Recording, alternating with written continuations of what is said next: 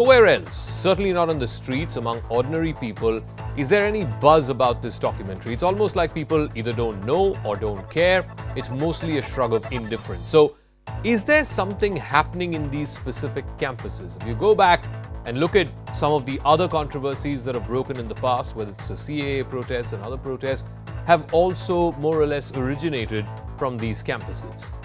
Are there some kind of outside forces at play? Because why is it that if this documentary, there is so much chatter around it in those campuses, why is it not having resonance outside, out on the streets? The question then that begs to be asked is, who then is stoking these fires inside our campuses? But first, the story.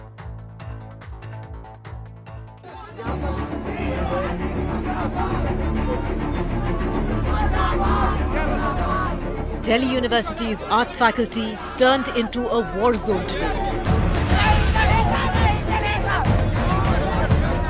A screening was planned of the controversial BBC documentary on Prime Minister Modi. But large gatherings were banned outside the arts faculty as a precautionary measure. Right before the screening was to begin, police swooped down and hauled away dozens of students. So now you can see Delhi police has also intervened, and these students are getting detained here because Section 144 has been imposed. Delhi police is detaining around 20 to 25 students from the NSUI Kerala Students Unit. At Ambedkar University, authorities cut off power supply and blocked a similar screening. Delhi police is also inside along with the team of BSES because remember the electricity supply was cut off to stop the students from screening this very controversial documentary. But yes, the students are doing the same thing as what we saw in JNU happening. A QR code has again been circulated.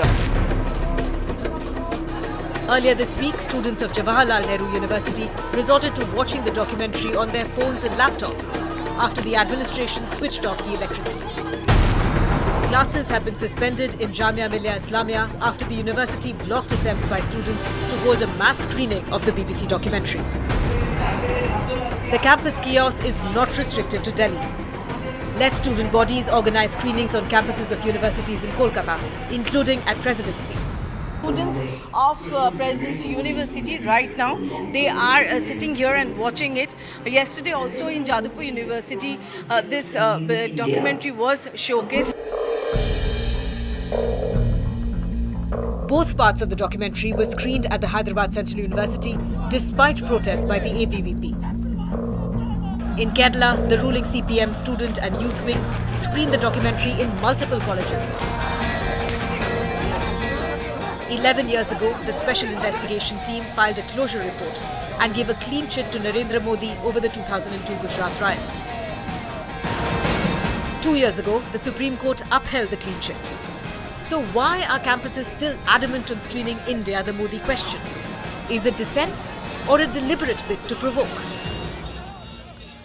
All right, joining us on the Talking Point this evening, Dr. Makarand R. Paranjpe is professor at the Jawaharlal Nehru University, Ratan Sharda, RSS researcher and author, Sanjay Jha, former Congress leader and political analyst, Sahil Bodhwar is a state committee member of S5 Delhi and will also be joined by Abhijit Majumdar, consulting editor with First Post. Dr. Paranjpe, let me start with you first because there seems to be some kind of a recurring theme or a pattern here where it seems to be the same set of campuses, JNU, Jamia, Presidency, Calcutta, Hyderabad Central University, whether it was the anti-CAA protests or now this BBC documentary. And why it's curious is because while there's so much of storm around this documentary inside these campuses, outside, out on the streets, people either don't know or don't really particularly care.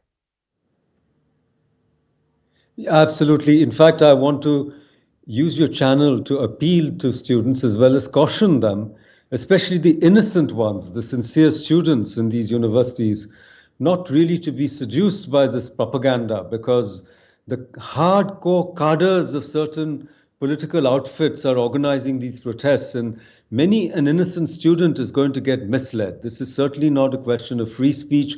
I've written a whole book on what happened in JNU.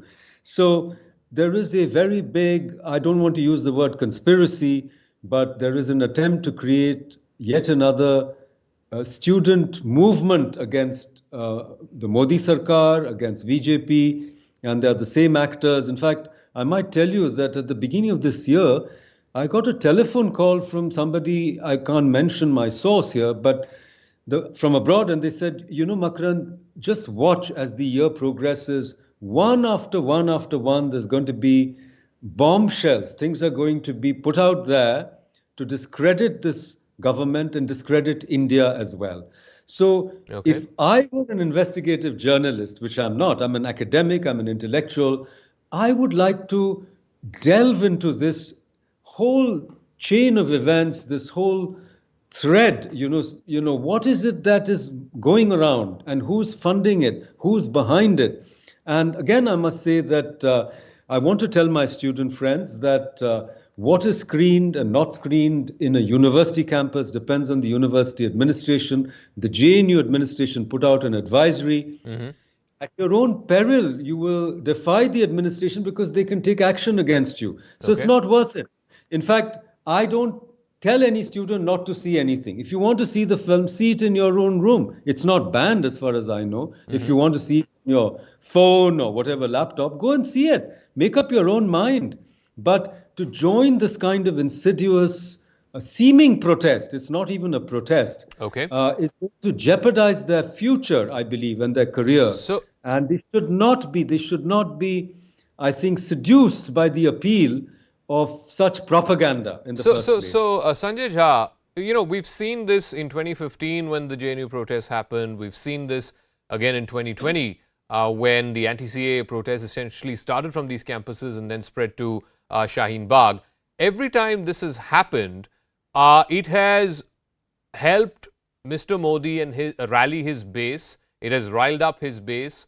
A lot of his supporters feel that this is some kind of vested propaganda. This is some kind of a conspiracy. There are people out there who are trying to get him, and it has helped him electorally. You look at the election victories in those years, it has always overwhelmingly been in favor of the BJP. Do you reckon that the fact that this story, and this is what I find curious again, there's so much of a storm in some of these campuses where left-back unions are very active, whereas the rest of the country doesn't seem to particularly care about this documentary. And every time this has happened, it's only helped polarize in a way that it helps the BJP electorally. Zakir, I want to make 2 points here. Number one, I disagree with the previous speaker. I think universities and colleges worldwide are actually, they stand for an ideological diversity. Some of them may be more liberal, some of them may be, very woke.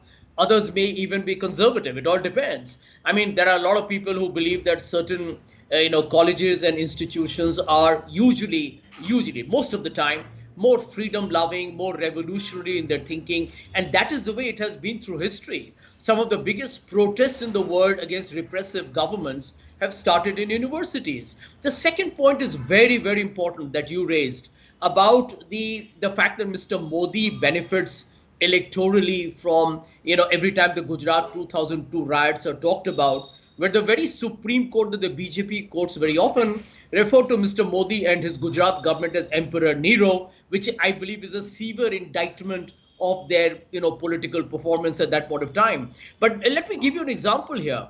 I have been a Congress supporter. I continue to be one. 1984 Sikh riots, in my opinion, were heinous. They were horrific. And it was, in my opinion, something that all of us as Indians should hold our heads down in shame. Yeah. You know what? The Congress won general elections thereafter. Not just after in 1984, the Congress won again and again. And I can tell you the Congress formed a government in Punjab thereafter. Dr. Manmohan Singh became the Prime Minister. Yet, if today the BJP or any TV anchor or anybody for that matter were to be critical of what happened in 1984 Sikh riots, absolutely justified. Mr. Modi can win 10 elections for all I care. But the truth of life, Zakir, is that what happened in Gujarat was a genocide. It was a state-sponsored pogrom. Supreme Court called Nero. What did the Supreme Court mean? And you can have one Supreme Court verdict on the conspiracy case saying that there's no case against him, but that does not mean that innocent people did not die. It did not mean that Babu Bajrangi and Maya Kodnani were not convicted of brutal murders under the watch of the chief No, minister. Cannot one be second. ignored. There are two parts to this. Is your case, and when I say you, I don't mean you individually, Sanjay Jha, but the case against the then Gujarat chief minister, is it that he looked the other way while the riots were happening, or was there a conspiracy? Because clearly the conspiracy part has been thrown out by the Supreme Court, right? That is the Supreme Court verdict as it stands as of last year. I don't want to go into the elaborate details of it.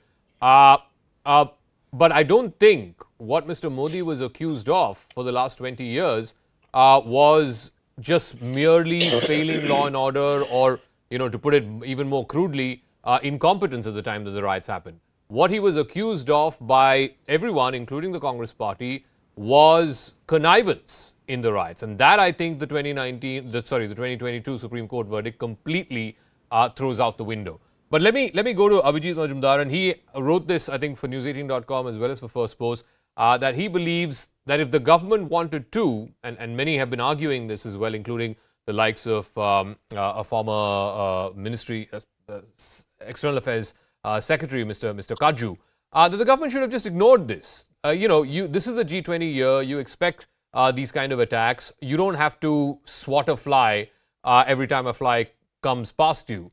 But you believe, Abhijit, that the government is doing this because it suits them politically, and every time, as I outlined in 2015 and 2020, numerous instances where such potentially polarizing issues came up, and it ultimately helped the BJP and helped Mr. Modi electorally. So you believe that this is being actively kept because the government also somewhere politically benefits. The only thing that's sort of jarring for me is this is a G20 year. This is the year when India is supposed to, it's like a coming out party. India showing confidence, India showing power, it's projecting power. Doesn't this entire episode betray nervousness? This was like a full toss Zaka bolt to the BJP and the Modi government. Maybe unintentionally by the BBC. I think we are giving too much, reading too much into the fact that BBC may be targeting Modi. They may actually being, after Rishi Sunak in a way, because he is Hindu. There's been a fair bit of unease in the UK, but that's another matter. The thing is that this actually obviously helps the BJP every time Gujarat riots comes up, because we have seen that in the 12 years after the 12 years after the riots, UPA ruled. They tried, they went relentlessly after Mr. Modi. They failed to indict him. It was a war fought through innuendo, conspiracy theories, everything but facts, which proves that Mr. Modi is guilty. The Supreme Court has given its verdict. There is no way that they can win. And also, what happened, the whole, the case after 2002, it constantly told the mass Hindu psyche that one man is being targeted relentlessly because because he is because there is Muslim appeasement in play. So if every time this comes up, why is the Congress and other opposition not hitting the streets? Why are they fighting the proxy war through students and campuses? That is because they dare not. They know that it is going to further damage them, which is why they are fighting this through campuses, hoping that at least the student community can be sort of there can be some kind of stir brought among the student community. It's not going to happen. It gives BJP certainly an electoral advantage. Some documentary by BBC could have just been in the headline for half a day and disappeared if the BJP had not wanted it to be alive. So that is the political part of it. And just an aside, Zaka, Sanjay,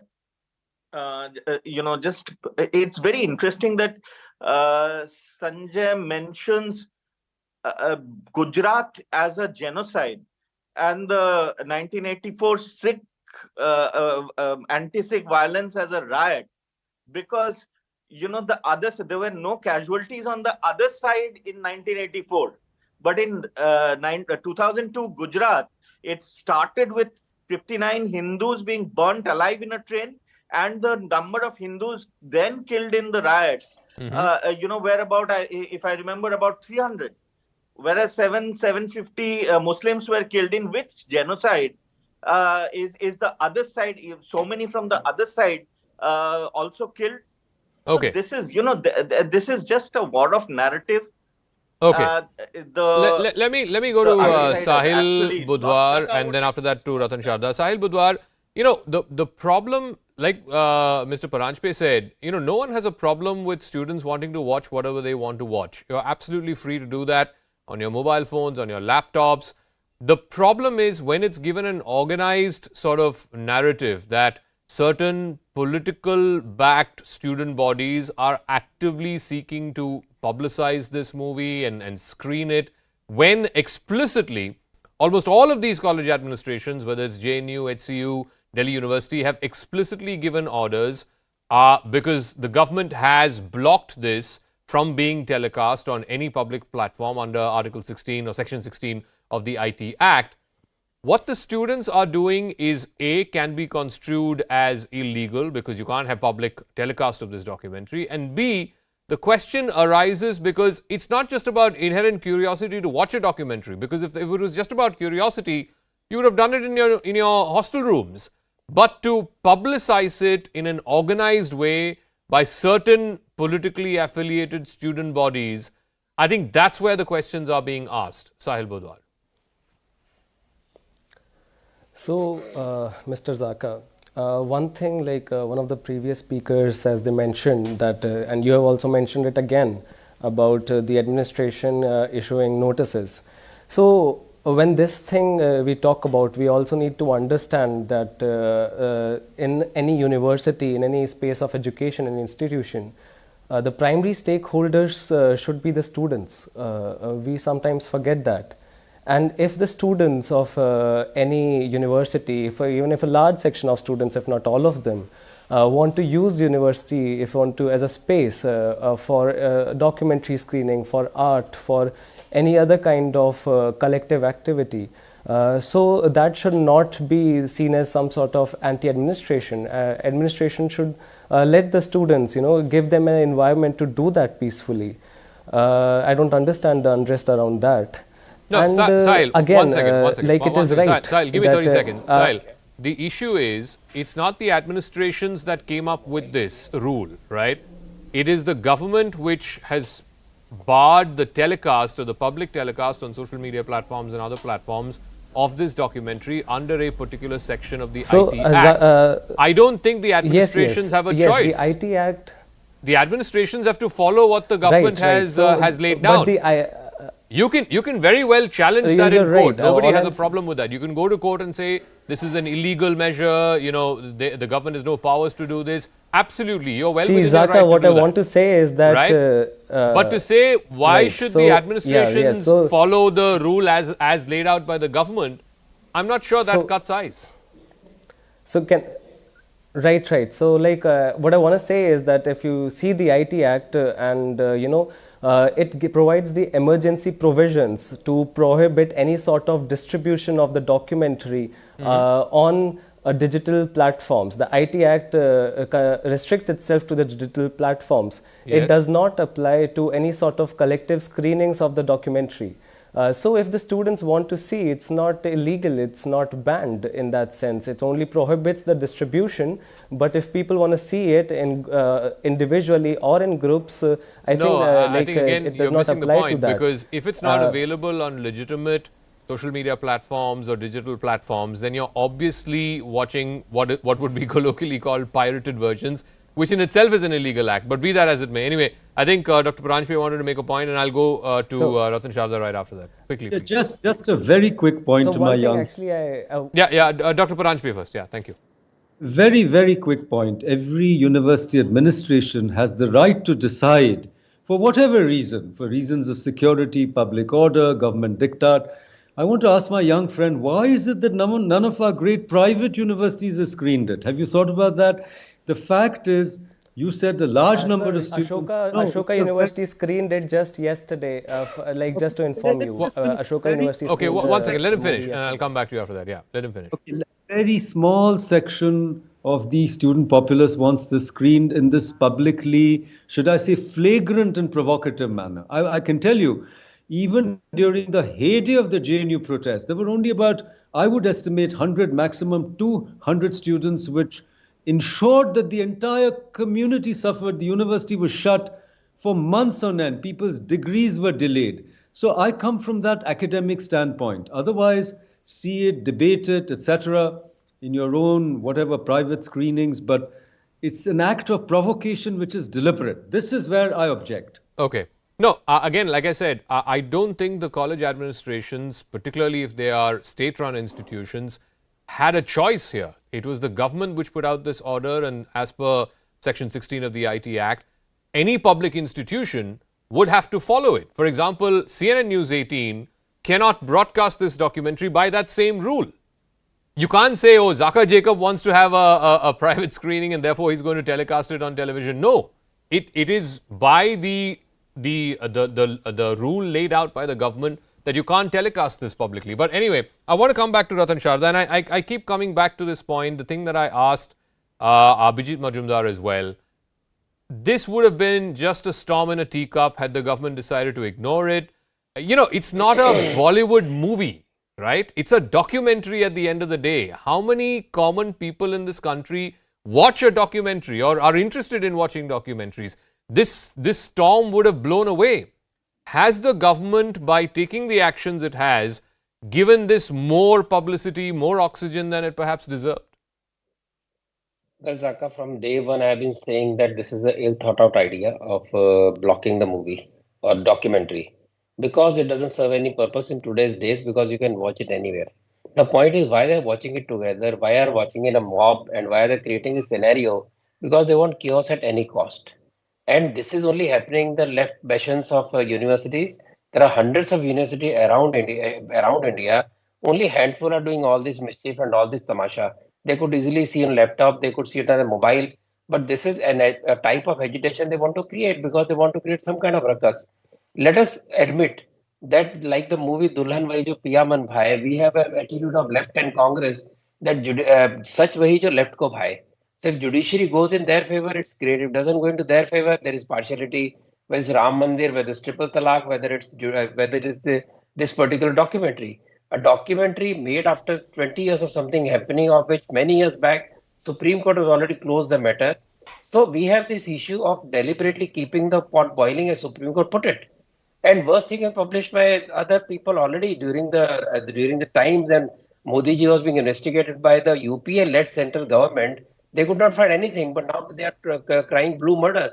About genocide already, someone has answered, so I'll not get it there. Okay. Because this writer's anger of genocide, etc., they forget Nelly, they forget Jabalpur, they forget hundreds of riots before this. Nobody remembers the chief minister. Nobody remembers that no punishment was hardly given to anybody. And we know in Gujarat itself there used to be weeks of curfew, and every year there used to be riots. And today they are talking of wonderful wonderful situation that existed. Ram Rajya tha, sab jagah shanti thi. And we know that Modi ji appealed to 3 Congress governments. Nobody supported him. Military came in time, but we'll keep on repeating the same thing. And what are the slogans there? Why I say it's purely political? The slogans of the banners were, we oppose NEP, nothing to do with this film. We oppose CA, nothing to do with this film. It reminds me that CA itself was a fake protest created for chaos, which had nothing against any citizen of India. And then finally they say censorship. And who talks of censorship? Congress, with record of highest number of book bans, highest number of film bans, and SFI, which has killed people across, especially in Bengal and Kerala, where I remember one incident, since we're talking of students, 3 ABP students were chased by attacking mob into a pond, and then they were stoned continuously before they drowned. And this particular attitude also left. Congress killed thousands of people in Bengal. Does anyone remember? Then leftists killed hundreds of activists, other parties. Anybody remember? So we should not get into all this. This is pure political game. So let me ask Sanjay Jha, Assuming for a moment the BBC wanted to make an impartial documentary on what happened in 2002. Now, without getting into what new fact have you brought to light 20 years down the line, is there anything materially different that you have brought to light 20 years down the line? I'm not even getting into all of that. But how can you have a documentary? It's not a fictionalized account, or it's not a one-person account. How can you have a documentary which does not speak to the Supreme Court appointed SIT head? It doesn't speak to the amicus curiae appointed by the Supreme Court. It doesn't speak to any of the judges. In fact, many of these judges who were part of these benches are all retired. So they are very well, they're private citizens now. They can talk to the media. Nor does it speak to any one of the 59 people the relatives of the 59 people who died in that train burning. How can that be a balanced point of view from both sides? Very relevant question, Zaka. Before I answer that, a quick rejoinder to Mr. Sharda, because he talked about riots. I recommend that he reads a book called Riots After Riots, written by a BJP MP called MJ Akbar, to know who has been behind those riots. And he will get to know the truth of what the Sangh Parivar needs to be accountable to the people of India for. But let me come to the larger question that you have raised, Zaka. Let me answer your question. I heard a panelist mention some time ago that the BBC documentary will play into Mr. Modi's and the BJP's electoral advantage. Then it appears to me a little absurd, if not altogether preposterous, that the BJP is trying to stall it. I mean, they should actually freely circulate that. In fact, give it to all TV channels to demonstrate it. And I'll tell you why they won't. Because I saw the documentary, the first one, and I think it's a very damning expose. And I'm sure there is curiosity in the country to know what the people feel. And this is, by the way, a British government documentary. Now, let's make this clarification, Zaka, very clear. The BJP and its cheerleaders have been spinning this, whole notion that this is a BBC documentary, a BBC TV channel targeting Mr. Modi. This is the British Foreign Office. This is a government document which has now been revealed 20 years later. But that doesn't change facts, does it? So the fundamental question that we need to answer, that have we become so morally degraded today? Is our public standard so low that an individual may become electorally successful, that because you do win elections doesn't mean that your past has to be obliterated? I don't think so at all. Okay. I think the criminal justice system tells you that there are people who have won elections sitting in a jail. That doesn't mean that we should endorse that, should we? So I believe there is no closure in Gujarat. I think if any of the panelists here has a heart, then I will tell them, go to Gujarat and ask the victims, both Hindus and Muslims. I am willing to concede that point. But go and ask them, have they had closure? And the answer is no. And that is the thing that we should think of. Makaran Parajpe, I think the point that Sanjay Jha is trying to make is mere electoral victory, how many times it happens or, in how many contexts it happens, doesn't necessarily justify, mass killings that happen in a state. Electoral victories can't be the justification for failing law and order or the redressal for failing law and order. Neither can a foreign documentary provide closure. I think my friend Dr. Sanjay Jha is contradicting himself. And what has the British Foreign Office got to do meddling with India, appointing its own inquiry committee? Who gave them the authority? Why don't they? Tomorrow Indian High Commission will appoint a inquiry committee about the Leicester riots to show that they were anti-Hindu. This is absurd. This is so colonial. So I still come back to my original contention, which I made on your own show with another anchor, that I'm not in favor of banning things and, or even blocking them, in this case, not banned, but blocked, except in one sense, that this is actually showing the BBC where it belongs, that a sovereign nation has the power to, as it were, block something that is so anti-national.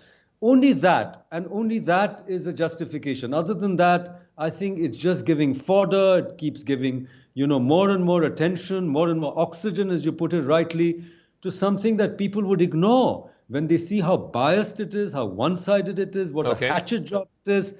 I think it should have just been allowed to pass. Or if the government so desired, they could have used, their own massive machinery to counter it, point by point.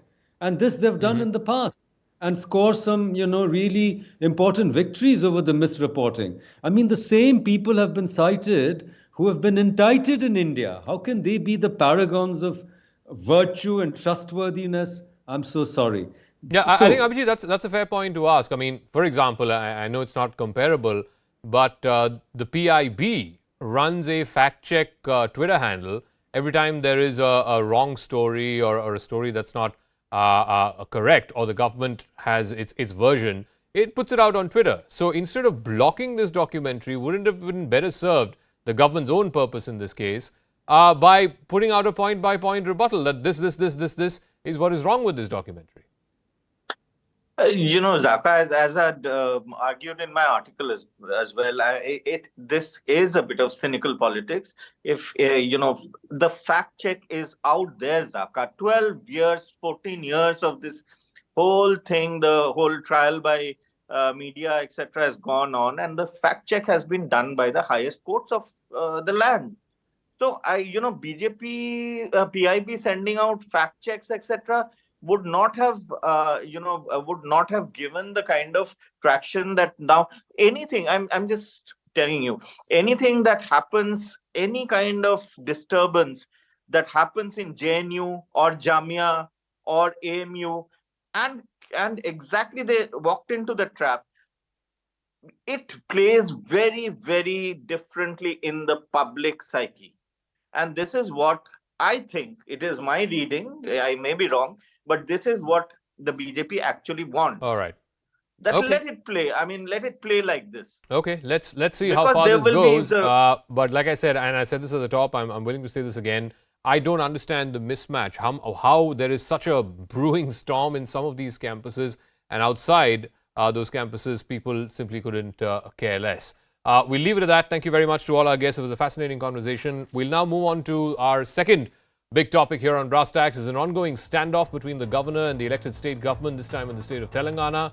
Yesterday, on Republic Day, there were unprecedented scenes. The chief minister did not turn up for the official Republic Day function at the Raj Bhavan. The governor claims that she has no explanation from the chief minister's office. Instead, there were two R-Day functions, one at the Raj Bhavan and the other at the chief minister's residence. Earlier today, I spoke with the governor of Telangana, Dr. Tamilisai Soundararajan. We had an almost an unprecedented scenario on Republic Day in your state, in the state of Telangana, where for the official function of the state, which is hosted by the governor at Raj Bhavan, the chief minister, breaking protocol, did not turn up. He had a separate flag hoisting at his residence. Do you think this is a constitutional crisis? Have you heard from the chief minister or his office as to why he didn't show up for this official function? Constitution gives us protection. So I really wish you all the best. And as you asked, I am not expecting this connection and this systematic approach of the chief minister is not followed for the past 2 years. If we call him, he won't respond. And if we write a letter also, there won't be any response. And if some invitation is extended to him, and if he is not attending, he won't call and give reason why he is not attending. This type of activity has gone for a longer time. Okay. Quite longer time this situation prevails. So I am also not expecting, but they how they are going to reason it out, and how they are going to explain to the people of Telangana. They are thinking they are doing the correct thing, right thing. But the whole country, a state where Republic Day is not celebrated in a grand manner. It is not, it's not the governor's, it's not Tamilisai's program. It is our nation's program. Yeah. It is our nation's pride. Every child, because Puducherry, I went and celebrated it, all school children joined the celebration, parents, the whole public was in the venue. So the public, the school children, the freedom fighters were denied of their participation in the Republic Day. Okay. So what is happening? It is totally, it is not in line. But ma'am, like you said, this is not an individual's function. This is the function of the state. You as the governor represent the highest constitutional office, and you believe that this is almost like an insult to that office, not a personal insult, but an insult to the office of the governor. How do you plan to deal with this situation? This is almost like a constitutional crisis. How do you plan to deal with it politically and perhaps even legally? Legally, you would have noticed a case has been filed, emergency bench, lunch bench has been moved, and the court clearly directed that the program, the Independent Republic Day program should be conducted with a parade. But they didn't respect the constitution, and according to me, the court directions were also not followed properly. And they told because of time constraint, we won't be able to conduct it in the parade grounds or public gardens. But I wrote a letter almost 1.5 to 2 months back to the government saying that last year you didn't conduct it properly. You cited COVID, but that time almost COVID was in the resolving phase, and all the states had a grand program except Telangana. But remnant of COVID was there. So they cited that because of COVID situation, now the Raj Bhavan should conduct it. And this time, almost we are all safe because of our vaccination, and all the states are conducting it in a very grand manner. So well ahead, by 2 months back itself, I wrote a very detailed letter to the Chief Minister. This time Telangana should have a grand program, and the people participation should be there. And after that, central government guidelines, SOP, has been given to the state governments. They didn't respect anything, and just 2 to 3 days back, they came out with a letter saying that a governor should hoist the flag in the Raj Bhavan, and there was no any reason mentioned, and only Chief Secretary and DGP will attend the program, and no public participation. What is this now? Because constitution, it is the pride of our country. Constitution, I have to say, Republic Day is a political function. Constitution Day, this Republic Day is the constitution function program. So, why they are doing this? They are dare enough to do this in spite of the court order, in spite of the SOP from the central government, in spite of the letter from the governor. What respect they have, I don't know. Ma'am, so the BRS party, which is the ruling party in the state of Telangana, their response to this is that the governor is sitting on bills that have been passed by the Legislative Assembly. I think about 8 bills or so which have been passed by the legislature. The governor is not giving her assent to. She's simply sitting on those bills. So it is a two-way street. If the governor is not respecting the elected government by the people of Telangana, then why should that government respect the office of the governor? What would you say to that specific charge?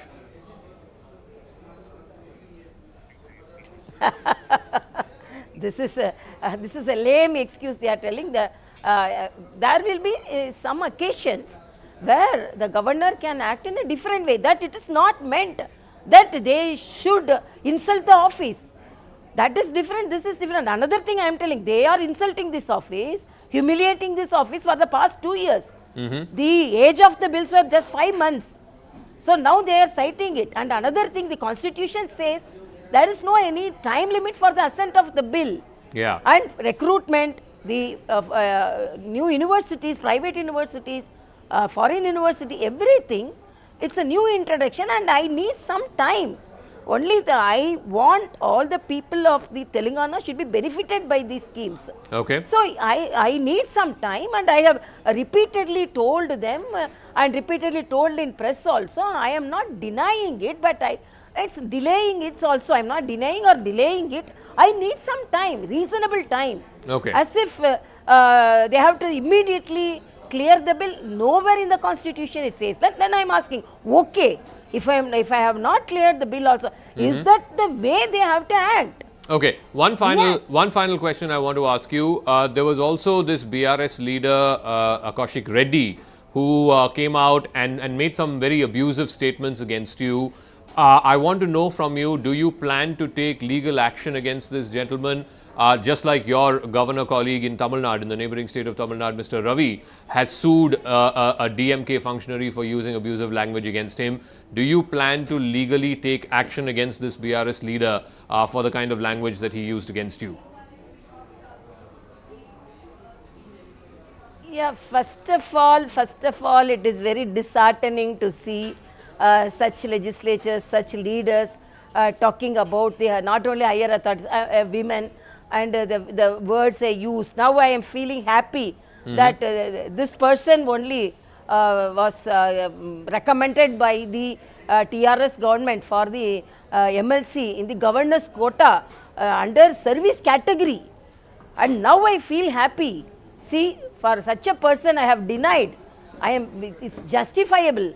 How they can talk like that? Okay, whether it is legally challenged, whether I can take any action, what is the basic respect they have for the womanhood? Yeah. What the basic respect they have for the other person? We are not ordinary person. I am also in the public life for more than 20 years. I am well qualified, well educated, with from freedom fighters family. What is this, na? Because I am not a person, so immediately I will be offended. But it is disheartening to see this. I pity them. I pity them. That's all I can say. I am not hurt. I am not hurt at all. What more than I can expect from these people? But if a woman is insulted like this, I won't keep quiet. It is not me. It is not me. If another person, if a woman is insulted, what is this, na? What type of character they have? Let the people decide. And now also I am telling, whether I am going legally, whether I am reporting, nothing. Okay. In Telangana, the history will be written. A governor is insulted, humiliated like this. Constitutional office is not respected. Constitutional programs are not conducted. Even at home, we extended a letter and the Chief Minister didn't come, Council of Ministers didn't come. All right, let me open this up for our face-off. NV Subhash is spokesperson of the Telangana BJP, Bachchu Srinivas, BRS leader. Bachchu Srinivas, it's unprecedented, sir, that the Chief Minister does not go for the official function on Republic Day. It's protocol. It has always been the case that the governor, the highest constitutional authority of the state, conducts the Republic Day, much like the president is the one who takes the salute on Republic Day, and the Prime Minister attends the Republic Day. But the Chief Minister not turning up, and the governor says there is not even any official explanation for why the Chief Minister did not come. No, I didn't understand why a Chief Minister has to give the explanation. Maybe, as you said, maybe it is a protocol. The Chief Minister has to attend, or his representation has to attend the function. The representation is there, I believe, 100%. But Chief Minister is not there to explain whatever the governor is asking. Is there any rule, such rule is there? But every other state, you look at the neighboring state of Tamil Nadu, the state of Kerala, where again, I agree, governors and chief ministers have had run-ins. There the chief minister went to the governor's function. The governor is the one who hosts this Republic Day function in all states. I request you kindly listen to me. The problem, non-BJP state governors are making the problem. And Telangana is one among them. It is not my word. In Khammam meeting, the Honorable Chief Minister of Delhi, Mr. Kejriwal, and CPI-CPM leaders, and Punjab Chief Minister, they quoted these words. It's not the word of Bachchu Srinivas. But Mr. Srinivas, please answer my question. In the same opposition states, Tamil Nadu, Kerala, etc., the chief ministers went for the governor's function. Only in Telangana, chief minister did not go. But the Telangana chief minister may be engaged with some other work. He is unable to attend the function. His representation is there. Okay. What is the? I don't know what work is more important on Republic Day than attending the Republic Day parade. But NV Subhash, spokesperson of the BJP in Telangana, question that's being asked is, it's not like the governor's side is all clean. The governor, the BRS accuses, is sitting on at least 8 bills. Many of these bills have been passed with, bipartisan support in the Legislative Assembly. It's not the government that has passed these bills, it's the legislature that has passed these bills. And yet the governor is not signing them. Absolutely, the excuses are not correct. Because the governor has the prerogative to look into the matter, and then he or she of the particular state has all the ability to look into the matter whether welfare schemes have been the properly implemented. And I would just bring to your notice that the governor's speech cannot, it has to be from the state government, but the state government completely, right, in the two assembly sessions also, completely they are deviating from the standard protocols, and then they are giving, the false representation to the governor. So the governor has all the prerogative to look into the matter and then bring to the notice of the public. And also, Sir, she has the asked governor's only power in the give case of explanation bills that are and passed by the assembly, sir, is to if the governor feels it will not stand the test of law, then reject it, send it back. And if the assembly passes it for a second time, then the governor has no choice but to give his or her assent. Now, in this case, not just in this state, but also in the state of Tamil Nadu, for example, governor is not rejecting the bill, nor giving his or her assent, basically sitting on a bill. The constitution does not allow the governor to sit on a bill. No. That is absolutely not right. See, the governor, as we have seen in the screen, she has clearly explained, saying that there are so many new schemes, whether this can be implemented or not. She is asking for an explanation, and what is wrong in the particular department or the concerned minister to go to the governor and then give the explanation. One second, Mr. Srinivas, I'm coming to you. Let Mr. Subhash finish. Blame, Yeah, thank you. The BRS government, we just blame the BRS government. Why the people of Telangana have been deprived of not participating in the celebrations of the 74th Republic Day, where in the whole world, many of the people, the living Indians and abroad also, they feel proud and then they host, they just hoist the flag and then they put the flags in their hand and then we feel proud about it. Mr. Srinivas, the fact is that last year, okay, you did not have this public function because of COVID. Today, every state had Republic Day parade. The central government had it on Kartavya Path. You saw the parade. On what basis has the chief minister decided not to have, or the state government has decided not to have a grand Republic Day celebration in Hyderabad? The government has cleared. The government has given the statement. The government has given the very clear explanation, even to the High Court of Telangana. As per the guidelines of High Court, we agreed to conduct the parade as per the interest of governor or as per the convenience of Telangana government. We conducted the parade in the Raj Bhavan. It is over. It's over. Even no, sir, that's not what the High Court said. No. Sir, that's not what the High Court said. Let me complete. Even in the speech of the governor, she has not delivered a single word. She has not told to the people the welfare and the infrastructure and the development of Telangana. Being a governor of Telangana, if she has not spoken anything, what is her personal intention praising of Sir, I want to come back to the Republic Day celebration. No. Emergency meeting of the emergency meeting of the High Court. It passed an order saying that Republic Day has to be celebrated in parade ground and that the Chief Minister should attend that. The Governor is the constitutional head and she will be hosting that. That was the order of the High Court. That was not followed. No, it's followed, no? We are very clear.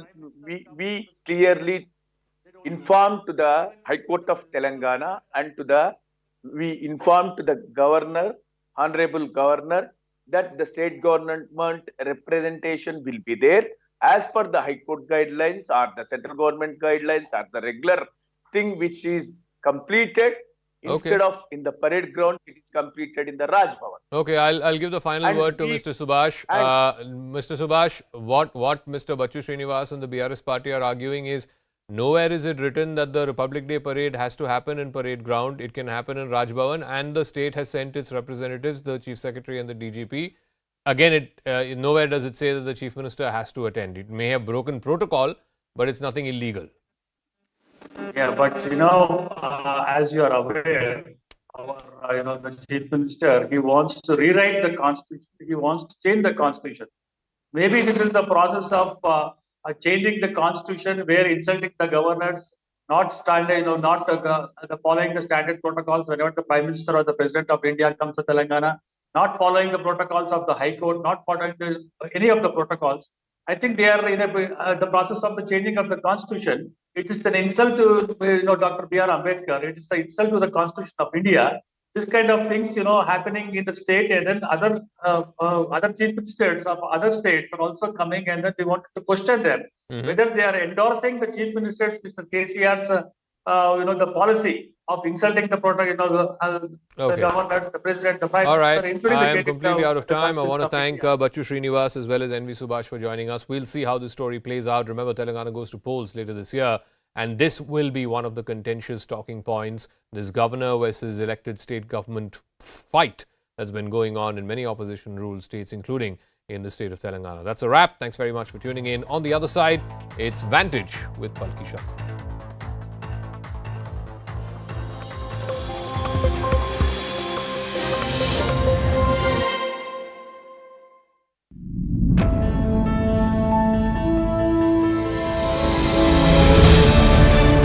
Rahul Gandhi saying that, truth has a habit of coming out. What is the truth that has come out in this BBC documentary which has not been said, debated, thrashed and even legally fought over? For us, the truth is what the Supreme Court said.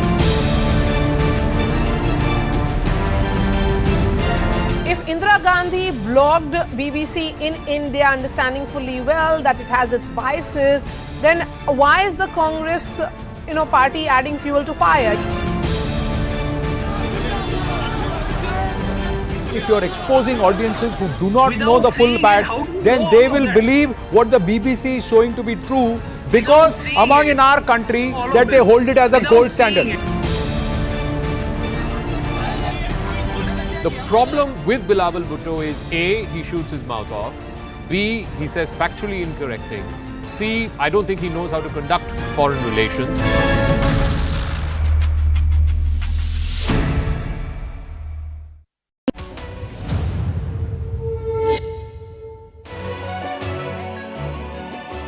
Hello, Namaskar. This is First Post and you're watching Vantage with me, Palki Sharma.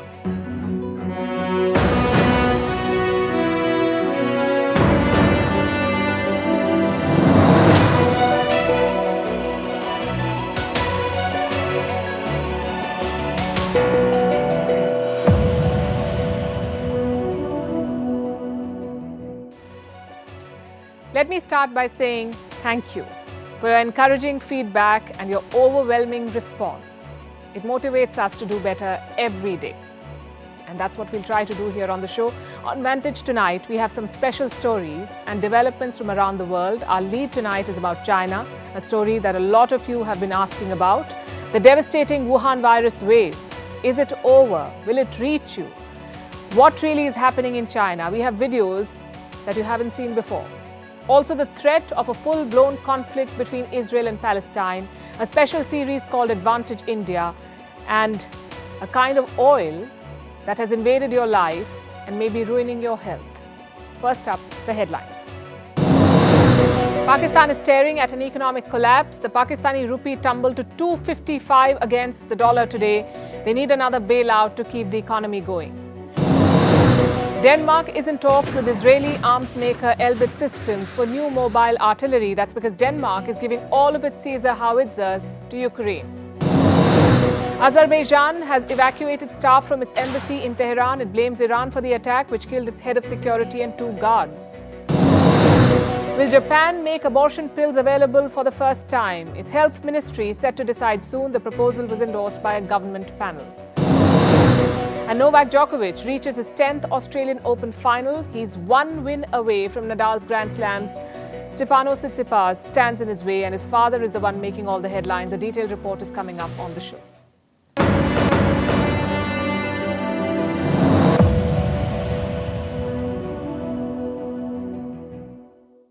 China's zero-COVID policy is long over, but COVID isn't.